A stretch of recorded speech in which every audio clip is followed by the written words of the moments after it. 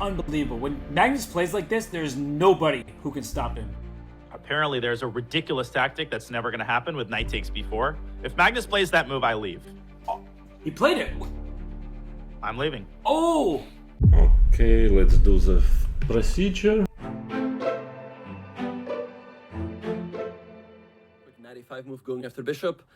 But yeah, also a very smooth victory for Magnus. And I like that Jan, he is mixing it up. A queen on h5, he's saying the e5 pawn, but knight to b4. The queen on d1 does an important job. Now black gets quick development. I like stealing material and bullets. So, Benjamin, I think from Jan's perspective, it's a successful opening. Right, yeah, he's up a pawn here, but Magnus has very easy piece play. His bishop drops back to f8, and his bishop on b7 is so active, always putting pressure on the white king on g1. Rook e8, I love that move. He just wants to go rook a8, maybe rook g6. Robert, I think in bullet, this is really a dream position for black. Like, all of your moves come so natural. Yeah, suddenly it's really difficult, and he blundered the h3 pawn. f3, queen takes h3. Thank you very much for the attack and the material. And you could see the frustration on Jan Nepomniachtchi's face. He can't believe what's happening here, but nobody can believe the level of chess that Magnus Carlsen tends to show. Now, he's playing so well and so quickly. Look at the clock, Robert. He's up to 58 seconds. It's incredible that he's just playing all of these moves instantly, and yeah, that's just his instinct is on another level. And f5 kicks the knight out of there, opening up that bishop on b7 once more. The knight goes to g5, but I feel like black just brings the knight back to d5. f4 threatens to win the piece. Oof, this is terrible for white. Exactly, everything is so super loose. He goes knight h3, but there's got to be some... Oh, look at this, rook takes c3 and f4, hitting the bishop and the rook. That is a sick find. He just gives up an exchange to win a pinned knight. The knight on knight h3, sorry, the pawn on g2 is pinned to the king. That is so nasty. Yeah, and there's nothing you can do here with white. Jan is going to lose another game, and he's going to go down 7 points. I mean, just unbelievable. When Magnus plays like this, there's nobody who can stop him. And we mean nobody. He is now going to be up a minor piece. Jan has to throw in the towel. 7-point lead for Magnus Carlsen. Will be a quarterfinalist, it would seem. Only 13 minutes remain in the overall match clock, and with the score, a 7-point lead for Magnus. He would have to lose every game and lose some pretty quickly for Vidit to be able to mount a comeback. It's mathematically possible. Magnus is certainly not planning to take his foot off the gas pedal. Moreover, his openings are becoming more and more combative as he trots out a Benoni. Benoni, one of the best bullet openings because it's so easy to play. There's so many tactical ideas. And the main idea, of course, is to prepare b6, b5. But you always have to watch out for the health of your d6 pawn. This is the main drawback, Robert, of the Benoni. This major, major long-term weakness on d6. That's 100% the case, and that's why black first put a rook to d8 to protect the pawn. Now the queen's over on b7. b5 is next. So Vidit went g4. That might expose his king. I don't see what's next for that g-pawn, and I clearly see what Magnus has in store for Vidit.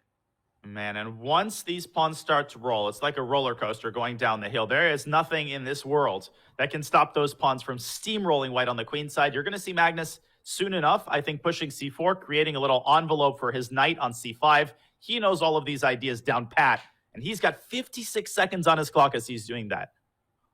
More than double Vidit's time, an easier position to play for black. The A file open and now under black's control. And c3, anybody? With b4 next. Give me a protected pass pawn. C3, Vidit saying, no, no, no, you are not going to support that passer. Unfortunately for white, that bishop is plenty to support c3 safely. And now Magnus is going after that pawn on b4 with everything that he's got. Is he really going to put his rook on c4? Oh, no. Gosh. Oh, no.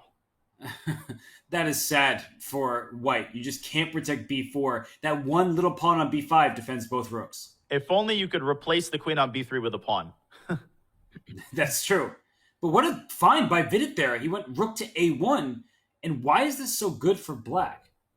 Apparently, there's a ridiculous tactic that's never going to happen with knight takes b4. If Magnus plays that move, I leave. Wait, what's the point? Knight takes c4, knight takes... Oh, he played it. I'm leaving. Oh! You can't take on c4. No! Bishop c4, queen takes No. f3. And now bishop d4 sets up the mate threat on g1. He's found that too. And Vidit has to abandon the knight. And that ends the combination. Wow. Queen e3. The queen has only one escape square, and it's enough. Rook b2, and it's over.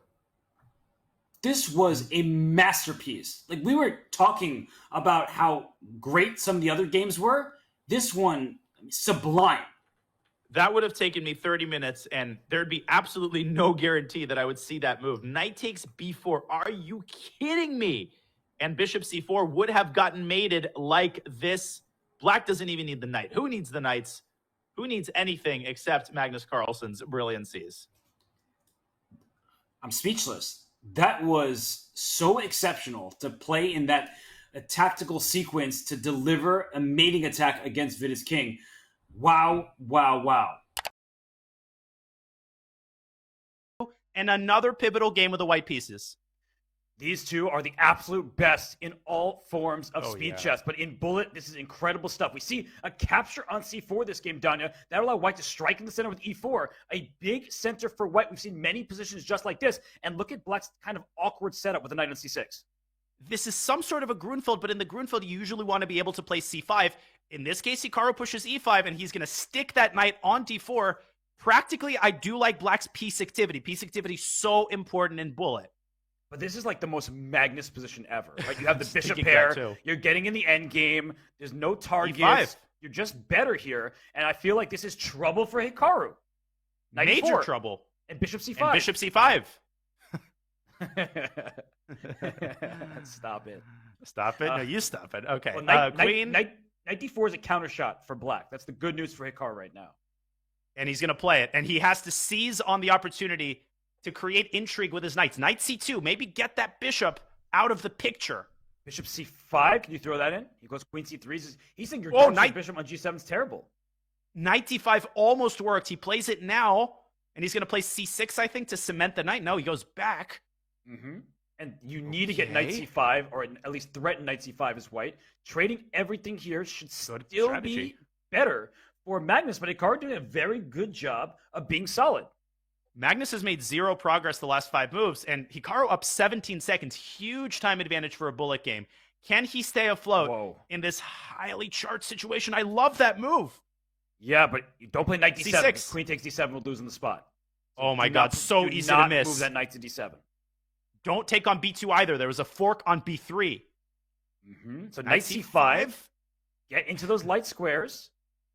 For sure. And Magnus slowly accumulating. This is his type of position. You called it. Yeah, this is dangerous because the black king is less safe than the white king. White will play h4 at some moment, maybe h5. Just chisel at the black king.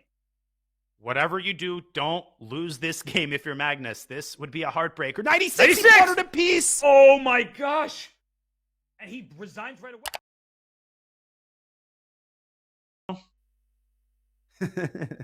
But the way he's going, nobody can stop him right now.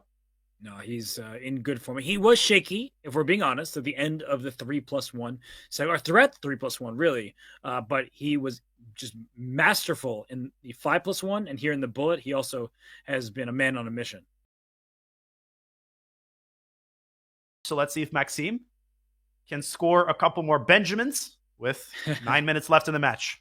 All about the Benjamins. The problem for white, for Maxime here, is the knights are kind of stuck with each other. The knight on d4 moves, you lose b5. The knight on e2 moves, you capture on d4. So f3 played. All sorts of things. Knight c5, you're pointing out. I was thinking knight d2 as a possibility to go to c4. You could do it through d6, but then you blunder the d5 pawn. Good point. Yeah. Knight d2 I like. Knight d2 to c4, and Magnus, of course, plays it. Of course he sees it. He sees everything. He really does see everything. Knight c4 and queen e1 and knight e3 and knight f1 and knight g3 and queen h1 and queen h4 mate. That's how the game is going to end. Yeah, no, keep singing to me. That was quite pleasant. So knight takes e3, king e3, rook e8, something like that. He says it goes rook e8 first. Why take any risk? Ouch. Yeah. Ben Feingold is chuckling in satisfaction somewhere as he watches the match. Knight e3 and another win for Magnus. Oh. Yeah, the knight on d4 is just hanging, knight d1 check, things of that sort. There must be some sort of tactic here.